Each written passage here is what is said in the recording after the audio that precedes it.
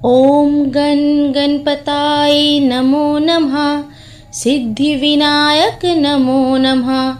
अष्टविनायक नमो नमः। गणपति बाप्पा मोरिया। নমস্কার বন্ধুরা, আশা করি সবাই ভালো আছেন, সুস্থ আছেন। ঈশ্বর কথার আরেকটি নতুন ব্লগে আপনাদের সবাইকে স্বাগত। বন্ধুরা, আপনারা হয়তো বুঝেই গেছেন আজকে আমাদের আলোচ্য বিষয় রয়েছে গণেশ চতুর্থী। শারদোৎসবের ঠিক আগেই পালিত হয় এই গণেশ চতুর্থী। মা দুর্গা মর্তে আসার আগেই ধরণীতে পূজিত হয় সিদ্ধিদাতা গণেশ। সারা দেশেই কম বেশি এই গণেশ চতুর্থী পালিত হয়। বন্ধুরা, আজকে আমরা গণেশ চতুর্থী কী, এবছর গণেশ চতুর্থীর দিন ও সময়সূচি, চাঁদ কখন আপনারা দেখতে পারবেন না, কিভাবে করবেন গণেশ চতুর্থীর পুজো, গণেশ চতুর্থীর পুজো বিধি, কি কি উপকরণ প্রয়োজন, শ্রী গণেশের প্রিয় খাবার কি রয়েছে, এই দিন কি করা উচিত নয়, সমস্ত কিছু জানব আজকে আমরা এই পর্বের মাধ্যমে।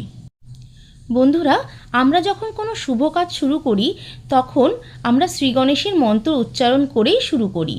তেমনি সমস্ত দেবদেবীর পুজো শুরু হয় শ্রী গণেশের মন্ত্র উচ্চারণ করে। সনাতন ধর্মে ভগবান শ্রী গণেশের গুরুত্ব অনেক। শিব ও পার্বতীর পুত্র শ্রী গণেশকে আমাদের অর্থাৎ হিন্দুদের সমৃদ্ধ ও সৌভাগ্যের দেবতা বলে মনে করা হয়।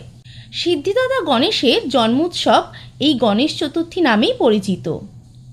গণেশ চতুর্থী হল ভগবান গণেশের জন্ম উদযাপন, যাকে বিঘ্নহর্তা, বুদ্ধি প্রদাতা এবং প্রথম পূজ্য হিসাবে সম্মানিত করা হয়। গণেশ চতুর্থী যা বিনায়ক চতুর্থী নামেও পরিচিত।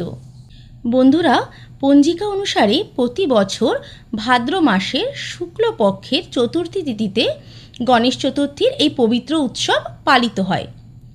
এই উৎসবটি অত্যন্ত জাঁকজমক সহকারেই পালিত হয়। গণেশ চতুর্থীর দিনে আমরা অনেকেই বাড়িতে গণপতির মূর্তি স্থাপন করে পুজো পাঠ করে থাকি। আসুন এবার আমরা জেনে নেব গণেশ চতুর্থীর দিন ও সময়সূচি। পঞ্জিকা অনুসারে 26 ও 27 আগস্ট এই দুই দিন থাকবে চতুর্থী তিথি। এই উৎসবটি সাধারণত 10 দিন ধরে চলে এবং 11তম দিনে শ্রী গণেশের মূর্তিকে নিরঞ্জন করা হয়। পুজোর এই শেষ দিনটিকে বন্ধুরা বলে অনন্ত চতুর্দশী।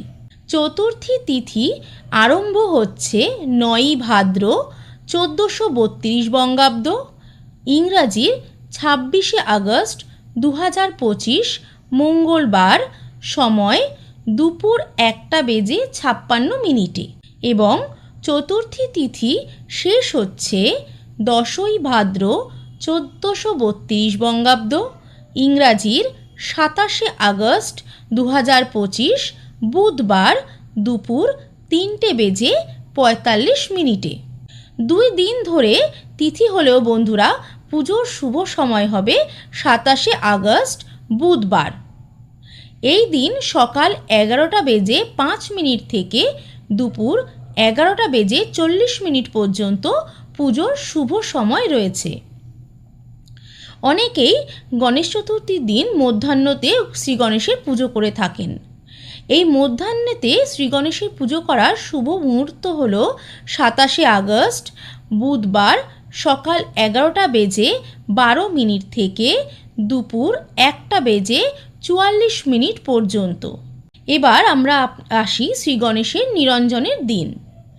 শ্রী গণেশের অনন্ত চতুর্দশী বা নিরঞ্জনের যে দিনটি রয়েছে সেটি হল 6 সেপ্টেম্বর 2025 শনিবার।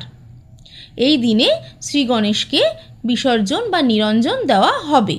বন্ধুরা, গণেশ চতুর্থীর দিনে চাঁদ না দেখা বা চাঁদকে এড়িয়ে চলারও একটা পরামর্শ দেওয়া হয়। তবে এর নেপথ্যেও কিছু কাহিনী রয়েছে।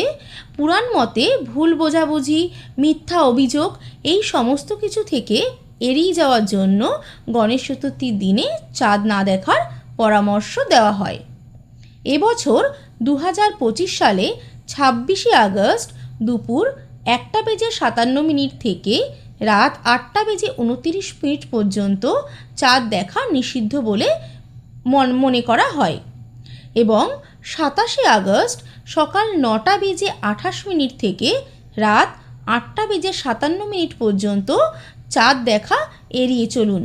বন্ধুরা, এবার আমরা জেনে নেব গণেশ চতুর্থীর পুজো বিধি কী রয়েছে। গণেশ চতুর্থীর পুজোর কিছু সামগ্রী প্রয়োজন। সেগুলির মধ্যে শ্রী গণেশের মূর্তি, লাল কাপড়, দূর্বা, পবিত্র সুতো, কলস, নারকেল, পঞ্চামৃত, পঞ্চমেওয়া, গঙ্গা জল, রলি, মৌরি এবং ভোগ হিসেবে মোদক ও লাড্ডু এগুলি দেওয়ার পরামর্শ রয়েছে। এবার বন্ধুরা আমরা জেনে নেব শ্রী গণেশের পুজো আপনারা বাড়িতে কিভাবে করবেন। প্রথমে স্নান করে শুদ্ধ হয়ে নিন। তারপর বাড়ির যে পুজোর ঘর বা পুজোর স্থান যেটা রয়েছে সেখানে একটি প্রদীপ জ্বালান। ভালো করে পুজোর ঘর বা পুজোর স্থানটি পরিষ্কার করে নিন। এরপর ফুল, রঙ্গোলি ও অন্যান্য সাজসজ্জা দিয়ে আপনার পুজোর স্থানটি বা পুজোর ঘরটি সাজিয়ে নিন। এবার একটি জায়গায় লাল কাপড় বা হলুদ কাপড় বিছিয়ে নিন এবং তার উপরে শ্রী গণেশের মূর্তিটি প্রতিষ্ঠা করুন এবং একটি পাত্রে দুধ, দই, ঘি, মধু এবং চিনি দিয়ে একটি মিশ্রণ তৈরি করুন। এই পঞ্চামৃত দিয়ে শ্রী গণেশের মূর্তিকে স্নান করান। শ্রী গণেশের মূর্তিকে স্নান করানোর পর নতুন পোশাক, অলংকার সমস্ত কিছু দিয়ে সাজিয়ে নিন। সাজিয়ে নিয়ে গণেশকে সিঁদুরের টিকা পরান। এরপর ফুল অর্পণ করুন এবং দূর্বা অর্পণ করবেন। দূর্বা অর্পণ করতে ভুলবেন না। এরপর পরিবারের সকলে মিলে শ্রী গণেশের আরতি করবেন এবং গণেশকে ভোগ অর্পণ করবেন। এক্ষেত্রে জানিয়ে রাখি বন্ধুরা, গণেশের প্রিয় ভোগ মোদক ও লাড্ডু। এছাড়াও গণেশের আরও 9টি ভোগ রয়েছে যেটি ছাড়া গণেশের পুজো অসম্পূর্ণ।